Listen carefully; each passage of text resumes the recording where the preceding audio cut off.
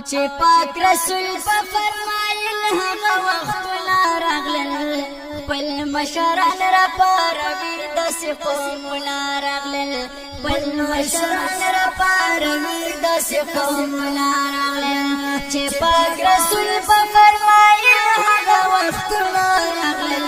خپل مشران را پاروي داسې قومونه راغلل خپل مشران را پاروي داسې قومونه راغلل زکات ورکړي خلق ورته تیار نه دي زکات ورکړي خلق ورته تیار نه دي او د امانت په خیانت څوک راهیسار نه دي د امانت په خیانت څوک راهیسار نه دي د امانت په خیانت څوک راهیسار نه دي